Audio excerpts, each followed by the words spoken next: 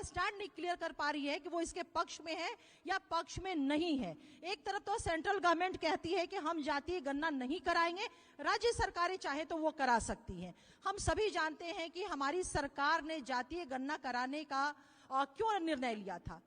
उसके पीछे बहुत सारी कारणें हैं। 2011 का जो कास्ट सेंसस था उसको पब्लिश नहीं किया गया। 10 साल में जो कास्ट सेंसस होना चाहिए था उसे अभी तक नहीं कराया गया है। रोहिणी आयोग, पिछड़ा अति पिछड़ा लोगों की स्थिति को आकलन करने के लिए जो सेंट्रल गवर्नमेंट ने रोहिणी आयोग का गठन किया, यह बड़ी दुख का विषय है कि 13 बार उस आयोग के टेन्योर का एक्सटेंशन किया गया और लास्ट एक्सटेंशन हुआ 31 जनवरी 2023 को यह कह दिया गया अब एक्सटेंशन नहीं होगा।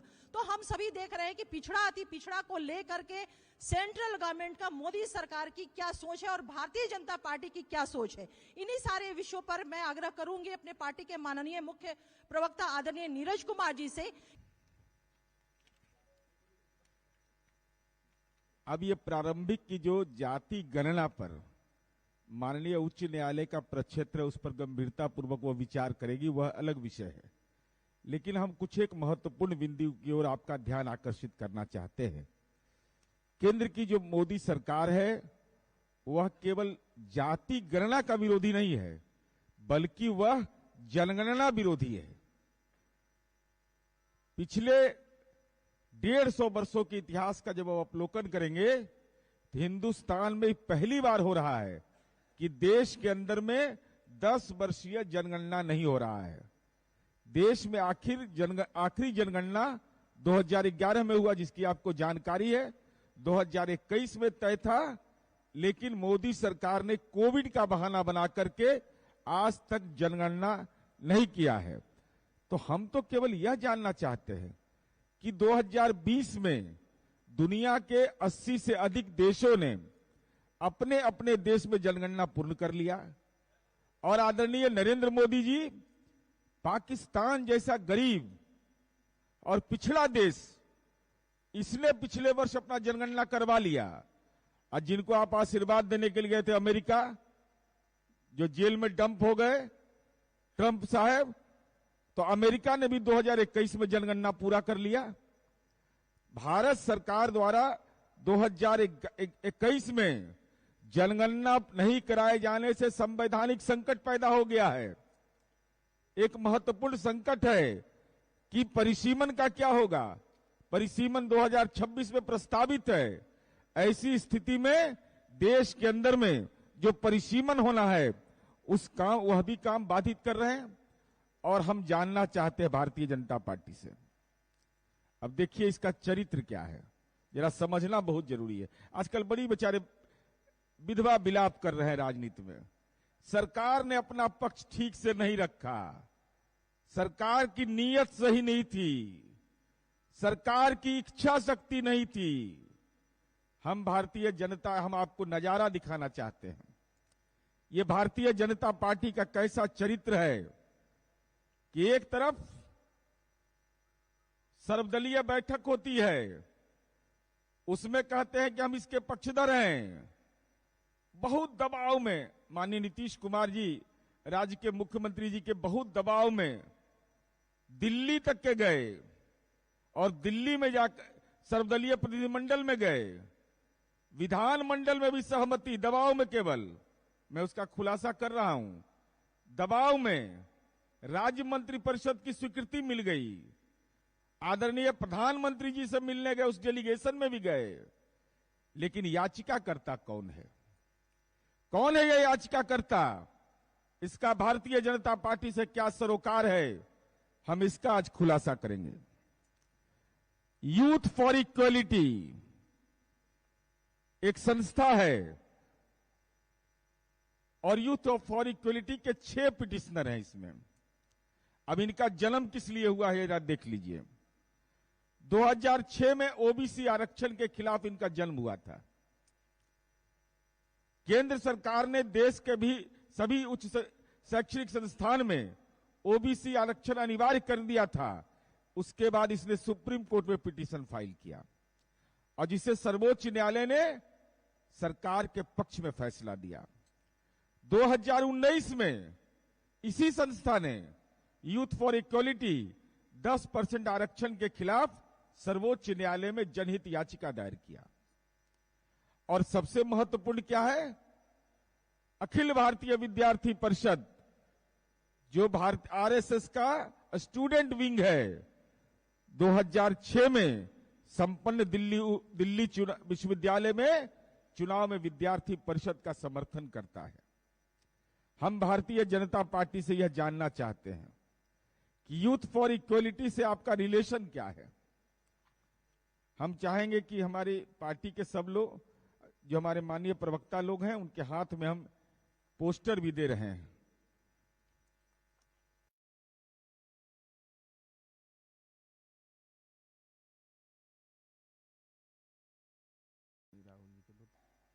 उनको आरक्षण की सुविधा मिली, उसके खिलाफ याचिका दाखिल करने वाला भारतीय जनता पार्टी का घोषित राजनीतिक एजेंट है। ये कौन सा चेहरा है भाजपा का? भाजपा को यह स्पष्ट करना चाहिए। अब चलिए, अब आगे चलिए। इनका एक है संजीव कुमार रागी। संजीव कुमार रागी जी हैं, ये दिल्ली विश्वविद्यालय के पॉलिटिकल साइंस के एचओडी हैं। एचओडी हैं। और फोटो आपने देखा होगा संगीत रागी जी का, देख लीजिए बेचारे सब भाजपा के नेता के साथ कैसे खड़े हैं। ये जरा देख लीजिए इनका फोटो।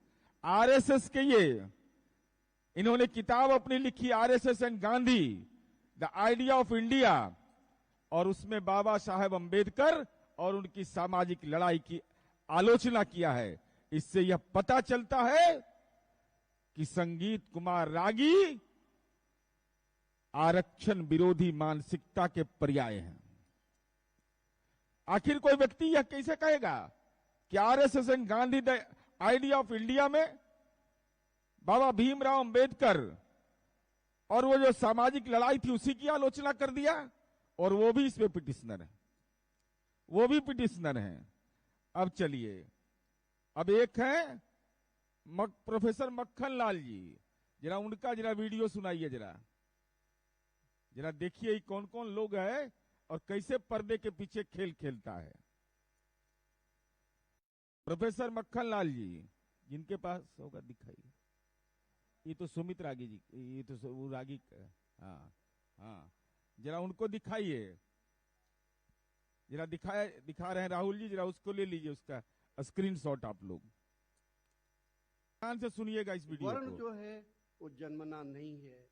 जो आपको पढ़ाता है कि वर्ण जन्मना है, सिर धड़ से अलग करने की परंपरा ले आइए यहां। वर्ण जो है वो जन्मना नहीं है। जो आपको पढ़ाता है कि वर्ण जन्मना है, सिर धड़ से अलग करने की परंपरा ले आइए यहां। वर्ण जो है वो जन्मना नहीं है। जो आपको पढ़ाता है कि वर्ण जन्मना है, सिर धड़ से अलग करने की परंपरा ले आइए यहां। समझे पूरी बात, कि जो वर्ण की बात करे उसको अलग कर दो, सिर धड़ से अलग कर दो। अब समझिए इस सामाजिक व्यवस्था पर कितना बड़ा, और वो भी पिटिशनर है इस माननीय उच्च न्यायालय में याचिका के। इनका जन्म टिप्पण देखिए। ये भारतीय जनता पार्टी की सरकार के दौरान एनसीईआरटी के बुक्स का इन्होंने संपादन किया है, और यह कहते हैं कि वर्ण व्यवस्था जन्म के आधार पर उसे सर धड़े से अलग कर दिए। बात आई आपराधिकृत करने की बात कहते हैं, जो अलीगढ़ मुस्लिम यूनिवर्सिटी में इतिहास विभाग में कार्यरत हैं। और ये जान लीजिए, Delhi institute of heritage research and management के साथ अभद्र व्यवहार करने के आरोप में इनको पद से हटा दिया गया था। लेकिन 56 इंच का सीना जब देश का प्रधानमंत्री बने तो नवंबर 2014 में इनको पुनः बहाल कर दिया गया। इस बात के लिए बहाल किया गया कि सर को धड़ से अलग कर दो। भाई देश के अंदर कौन सा वातावरण बन रहा है? यह कोई प्राध्यापक कैसे अपनी सीमा को लांघ कर कि माननीय नीतीश कुमार जी ने देश में कहा कि सामाजिक आर्थिक गणना होगी, समाज के तमाम लोगों को जो उनके जीवन के माली हालात हैं उसकी अद्यतन जानकारी लेना है। तो आपने कह दिया कि भाई मजबूती से नहीं रखा गया है, तो आपका कलम का स्याही सूख गया है। ये वकील का फौज का लिए रखे रहते भाजपा में, क्यों नहीं इंटरवेनर बने आप हाई कोर्ट में? अगर आपको यह लगता है कि नहीं जाति गणना आवश्यक है, आपने अगर सर्वदलीय बैठक में मन से शामिल हुए, अगर आप आदरणीय प्रधानमंत्री जी के सर्वदलीय प्रतिनिधिमंडल में गए, उसके बाद यह कहा गया कि राज्य सरकार करा सकती है। और जब हमने कराना, जब यह प्रक्रिया फर्स्ट फेज का शुरू हो गया, ट्रेनिंग दे करके, बजटीय व्यवस्था करके, तो आपने जानबूझ करके, चूंकि आपके मन के अंदर विषैला जहर है, आपने जाति व्यवस्था जैसी जो सामाजिक कुरीति है उस पर जो हम हमला करना चाहते हैं, तो आपने ऐसी संस्था का इस्तेमाल किया।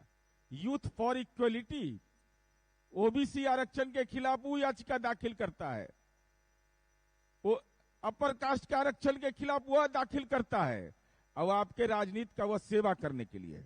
तो हम जानना चाहते हैं कितना बड़ा ढोंगी है भाजपा के लोग। दोहरा चरित्र देखिए इनका। जाति तो 2014-15 में कर्नाटक में जाति गणना कैसे होने दिया? देश के अंदर आप नहीं करा रहे हैं, और केंद्र में तो आप 2014 से लेकर आज तक सत्ता में हैं।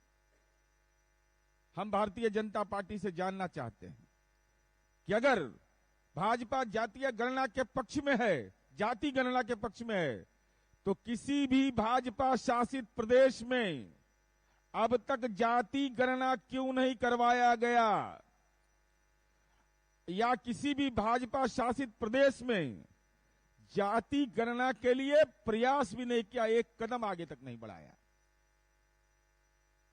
देश में राज कर रहे, कह रहे हैं कि हम देश में राज कर रहे हैं, विश्व के सबसे बड़े शक्तिशाली प्रधानमंत्री हैं, और जाति गणना कराने में लज्जा लगता है। तो जब तक जाति गणना, अभी तक तो 3 राज्यों में, कर्नाटक हो, तेलंगाना हो, छत्तीसगढ़ हो, चाहे तो वहां चल रहा है, उसकी प्रक्रिया चल रही है, एक भी भाजपा शासित प्रदेश में जाति गणना के पक्ष में एक भी आवाज नहीं उठाते ये लोग। जबकि झारखंड, उड़ीसा आदि राज्यों में सरकार इस दिशा में पहल कर रही है। और अगर आप जाति गणना के पक्ष में हैं, तो कर्नाटक के अंदर में तो जाति गणना पूरा हो गया, अब तक उसकी रिपोर्ट अब तक क्यों नहीं जारी किया? और जो आप सर्वविदित है कि 2011 में जो सोशियो इकोनॉमिक कास्ट सेंसस हुआ, उसकी रिपोर्ट आज तक जारी नहीं हुआ। और हम भारतीय जनता पार्टी को आईना दिखाना चाहते हैं। ये बेचारे तो जात उत से बहुत ऊपर है, बहुत ऊपर। ये तो पेड़ के नीचे बेचारा तपस्वी लोग है, कभी नहीं बोलता है ये सब तो जात नहीं, हिंदू धर्म के ठेकेदार हैं। अरे किसकी ठेकेदारी कर रहे हो? ये भारतीय जनता पार्टी के संगठन की सूची है, इसमें जाति लिखा हुआ है। जाति क्यों लिखा जाति? अगर दूसरे मामले में तुम कहते हो कि निजता का अधिकार खत्म हो रहा है, तो आधार कार्ड में कैसे होता है? सारा इंफॉर्मेशन तो दिया जाता है। लेकिन भारतीय जनता पार्टी का यह संगठन है, देख लीजिए इसका क्या है, जाति के आधार पर सूची है इनकी, और प्रवचन देते हैं कि जातिवाद फैला रहे हैं। अरे राजनीति के चंडूखाना में किसको घुमाना चाहते हो? किसको आप घुमाना चाहते हैं? ये तो एक्सपोज हैं आप कि भारतीय जनता पार्टी का ये संगठन का प्रारूप है, और संगठन के प्रारूप में जाति लिखा हुआ है। इस नग्न सच्चाई को भारतीय जनता पार्टी कैसे कबूल करेगी? कलेजा में दम है तो बताइए, ये भाजपा का है कि नहीं है? और साथ ही साथ हम यह बताना चाहते हैं आप तमाम लोगों को कि भारतीय जनता पार्टी के चरित्र में क्या बदलाव है। बोलेगा कुछ, करेगा कुछ। तो जो ढोंग है भारतीय जनता पार्टी का, पाखंड है, और हम तो ये जानना चाहते हैं। तो भारतीय जनता पार्टी को इस संबंध में अपनी बात को स्पष्ट करना चाहिए। जो याचिका करता है वह भारतीय जनता पार्टी की राजनीति का पक्षधर है। भाजपा के नेताओं के साथ कौन है यह प्रोफेसर माखनलाल जो इस ढंग का मंतव्य दे रहा हो और एनसीईआरटी के किताब का वो संपादन कर रहा है? जिनकी नौकरी चली गई थी उसको मोदी सरकार ने वापस कराया, इनके कार्यकाल के दौरान हुआ है। और ये तमाम यूथ फॉर इक्वलिटी कौन सा ऑर्गेनाइजेशन है जो देश के अंदर में समाज के विभिन्न समूह को जो आरक्षण मिलता है उसके खिलाफ याचिका दाखिल करता है? आखिर इसके पीछे कौन लोग हैं? इसलिए हम आज के संवाददाता सम्मेलन में, मेरा सीधा आरोप है, माननीय न्यायपालिका उन बिंदुओं पर विचार करेगा, वह मेरा क्षेत्र नहीं है, लेकिन हम इतना जरूर दावे के साथ कह सकते हैं कि जो दस्तावेज हमारे पार्टी के प्रवक्तागण ने दिखाया और जो फोटोग्राफ्स हमने दिखाया है, जो उनके कृत्य का इतिहास दिखाया है, ऐ भारतीय जनता पार्टी बिहार के नेताओं, अगर बिहार के समाज के गरीब तबके हो, दलित हो, अति पिछड़ा हो, अल्पसंख्यक हो, गरीब सामान्य समुदाय के लोग हों, इन लोगों को जो संविधान के तहत जो आरक्षण मिला हुआ, जो सुविधा मिली हुई है, आपके दल के राजनीति में एक दूसरे के पोषक हाईकोर्ट में जाकर के जाति गणना रोकने का घृणित प्रयास कर रहे हैं। और इस साजिश में भारतीय जनता पार्टी शामिल है। हमारी पार्टी के राष्ट्रीय अध्यक्ष जी ने परसों कहा था कि पर्दे के पीछे लोग हैं, तो हम लोग का दायित्व है पर्दा को हटा देना। पार्टी के प्रवक्ता ने आज पर्दा हटा करके राजनीति में इस बात को दिखा दिया कि भारतीय जनता पार्टी जाति गणना पर दोहरे चरित्र के लिए और बिहार के गांव के खेत खलियान में जाकर ये दस्तावेज दिखाएंगे और कहेंगे यही भारतीय जनता पार्टी है जो संविधान के द्वारा दिए गए आरक्षण के खिलाफ आचरण करती है। इसीलिए माननीय नीतीश कुमार जी हमेशा इस बात को कहते हैं, ये वैसे लोग हैं जिनको देश की आजादी की लड़ाई मैंने अब हम लोग को समझ में आ रहा है, अरे तो संविधानों को नहीं मानने वाला है, तो संविधान के विहित दायित्व को के खिलाफ भी आचरण करता है। यही हम लोग को अपनी बात कहनी थी।